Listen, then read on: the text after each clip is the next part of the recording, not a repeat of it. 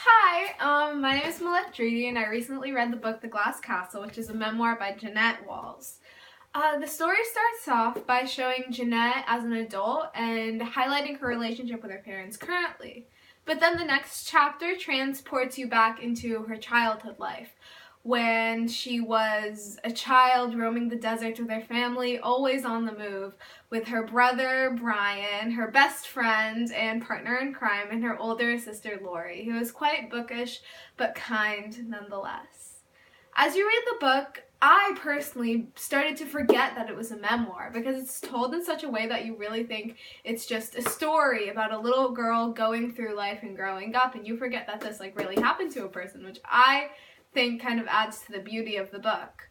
It has a lot of moral lessons too. From the book, I learned so much about myself and how I should appreciate every moment that I have.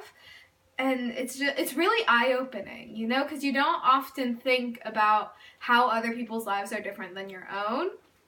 And I guess it was just kind of like a mirror, Yeah, so as you read the book, you continue to meet new characters. She's always on the move to different places, little Jeannette, because of her dad, who is mostly trying to evade paying bills, but kind of masks it towards his children as just always trying to adventure and start something new, which kind of shows the naivety of Jeannette throughout the book. But she just sees it as an adventure. She doesn't realize that the reason they're doing this is to kind of run away, always running away. They're never running to something, which I find sad, really. But all the kids in the book, they always look at the bright side of life, which I've just learned a lot from.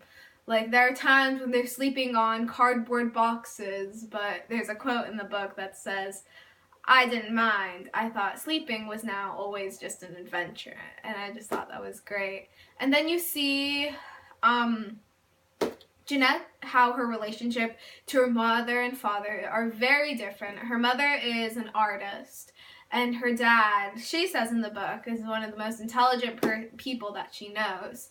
He's always talking about math and teaching his kids about the sky and constellations and the world and how it works. And juxtaposing the two characters of her mom and her dad, it's just so interesting to see how they still love each other, but there's also some heartbreaking stuff that happens within it that the children just don't know how to understand because they've always kind of been shielded from the world. Yeah, so I really enjoy this book. I think it's a beautiful story and it's beautifully written, that I would just highly recommend. I think that you would enjoy this book because even as a kid, having a kid be the first person point of view of this book, it helps you kind of relate to